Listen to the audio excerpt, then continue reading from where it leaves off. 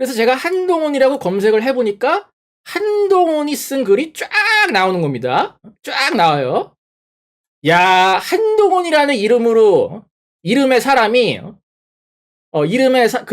사람이 쓴 글인데 하필 다 한동훈을 빠는 글이네.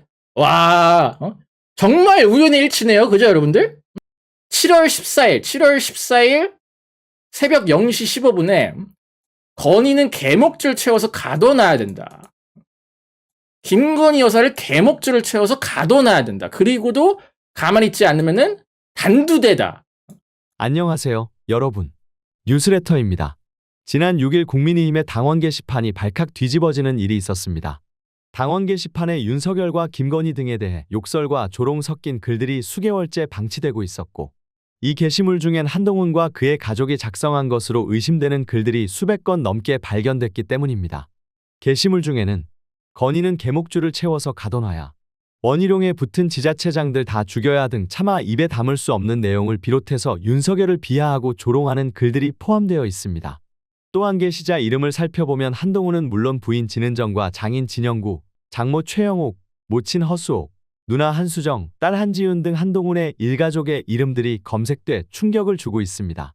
국민의힘 게시판은 실명 인증을 하고 당비 3개월 이상 납부한 책임당원만 글을 남길 수 있습니다. 글을 남겼을 경우 작성자의 이름은 한땡땡 이렇게 표시가 돼 익명성을 보장하고 있습니다. 그런데 유튜버 이병준 씨가 검색 기능을 통해 작성자명으로 검색을 해보니 한동훈과 그의 일가족 명의의 작성자들이 윤석열과 김건희를 공격하고 한동훈을 치켜세우는 글들을 무더기로 올린 정황을 폭로했습니다. 한동훈이 댓글 조작 시도를 한 것이 아니냐는 의혹이 제기되는 이유입니다. 논란이 커지자 국민의힘에서는 한동훈 대표는 그런 글을 올린 적이 없으며 한동훈이라는 이름을 가진 당원이 8명이라고 밝히며 동명이인이 올린 글이라고 밝혔습니다. 하지만 한동훈과 부인, 장인 등 다른 가족들 이름을 검색했을 경우 일가족 8명의 이름과 같은 이름으로 작성된 글들이 비슷한 시간대에 동시다발적으로 올라왔던 것으로 확인되고 있습니다. 또한 모든 글들의 방향성이 한동훈은 무작정 치켜올리고 윤석열과 김건희는 깎아내리는 일관된 양상인 탓에 동명이인이라는 말로는 설명이 안 된다는 지적입니다. 이 논란에 대해 한동훈은 왜 작성자의 이름이 검색되는지 모르겠다. 이건 심각한 문제라고 말한 것으로 전해졌으며 국민의힘은 새벽 1시부터 오전까지 점검을 통해 당원 게시판에 작성자 검색 기능을 제한했습니다.